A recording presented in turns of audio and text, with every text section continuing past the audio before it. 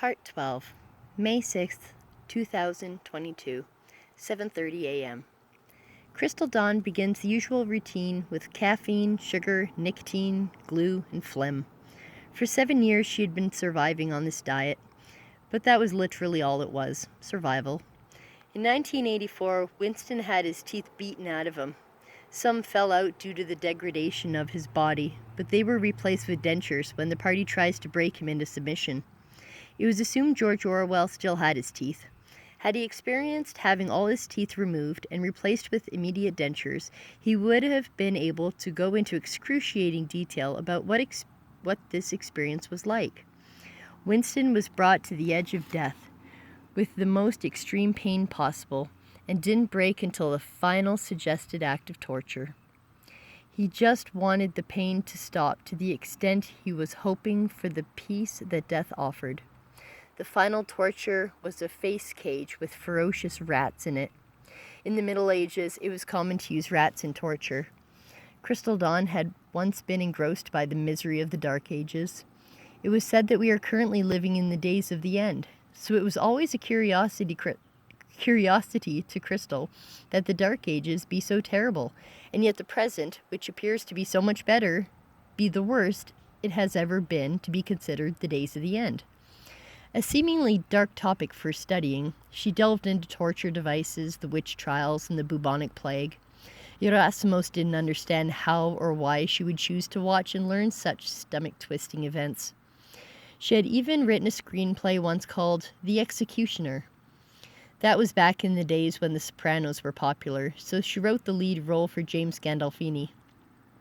When she traveled to England, she was so well versed in history that the town of York came alive in a way seen only by her. Cobblestones lined the roads and tall brick buildings grew out over the street. Buckets were launched from windows, spewing their contents on all below. Dogs, cats, horses, and people scuttled about each to their own business. Have you ever watched people about their business in a public area? It is similar to watching an anthill, with more character. Apparently only 50% of the ants are actually working, and the other half are just wandering around looking busy. Humans pale in comparison, with even less in pulling the workload. Hope lies with the pearls. The breaking of Winston was one simple submission in the end. He wished, in fact begged, for this cruelest of tortures to be done to his love, Julia.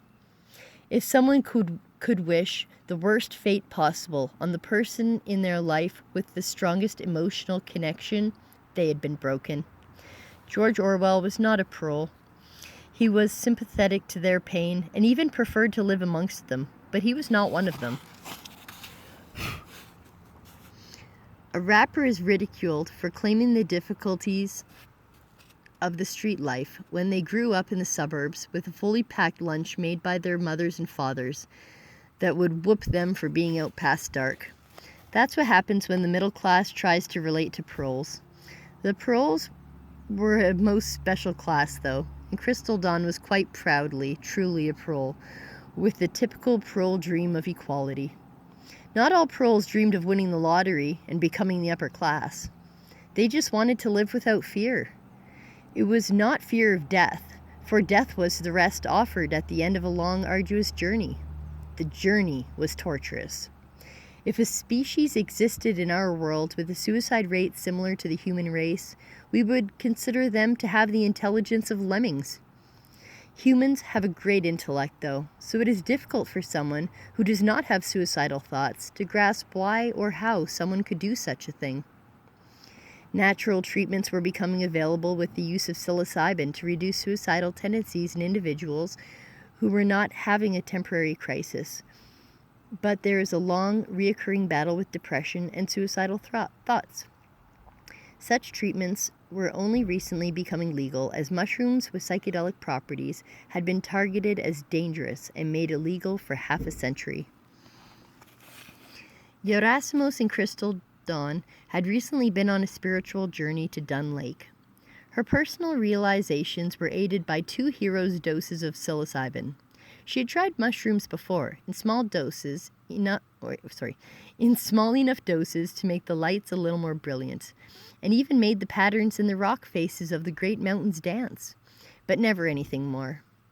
Let me share with you the experiences of a real first-time trip for the purposes of trying to reset. 1. Quit smoking. 2. Remove suicidal thoughts.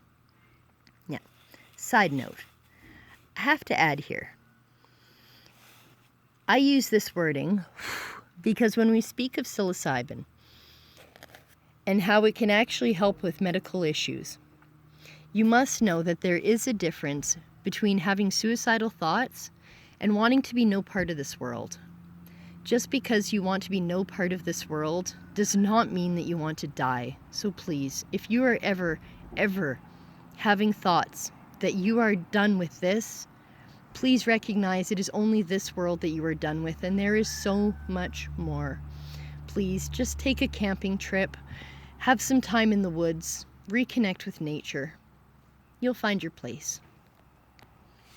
All right, back to it.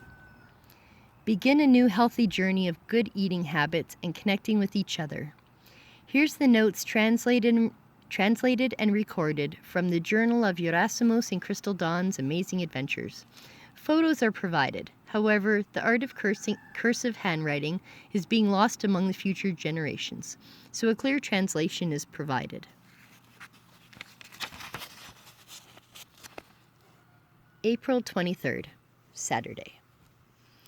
So it was, after a long, perilous journey undertaking by Yerasimos and Crystal Dawn, that the depth of understanding came. Despite tears, many lessons were learned. It is now up to us to take those lessons and learn from them, because that was a pivot motherfucker momentous trip. Crystal Dawn learned her partner is 100% by her side, and there for her despite not actually mentally or emotionally feeling it.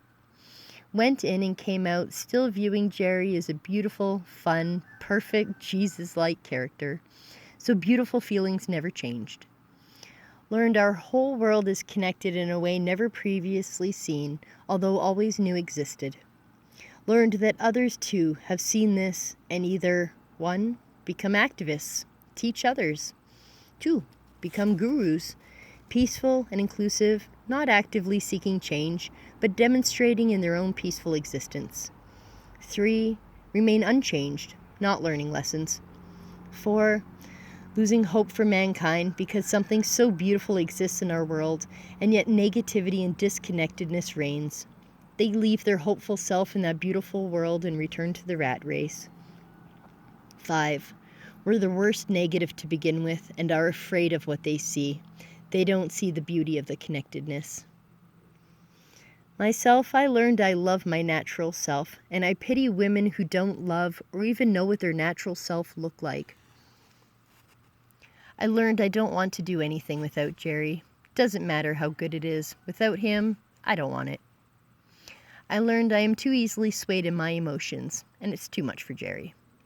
That means a serious step-up pivot motherfucker now and gain emotional control of your thoughts.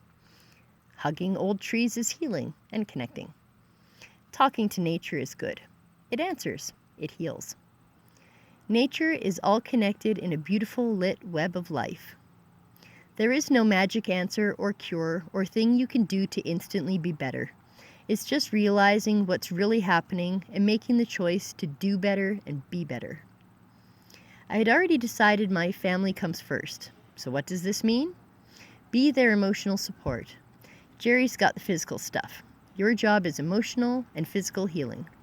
Schedule time to talk and physically heal. Foot rubs, back rubs, scalp rubs, etc. Make time for yourself, and for the love of God, you need to think and heal too. And poisoning yourself does not do that. I'm killing myself physically and mentally by smoking, and it is not okay. It is gross. You need to speak up for yourself, even to yourself, and say no. I need to heal from the negativity thrust upon me.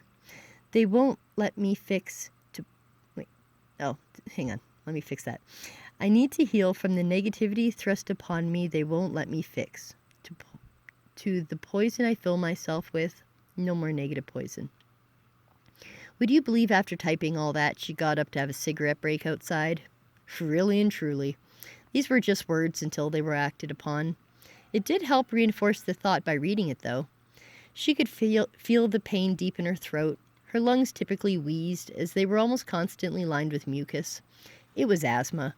But truly, when one backed away from the small health issues to the big picture, it was inflammation. Inflammation was what happened when the body attacks itself trying to heal you. Our world's on fire. We are in an extreme state of emergency, globally. There is a good cause for the anxiety we all feel.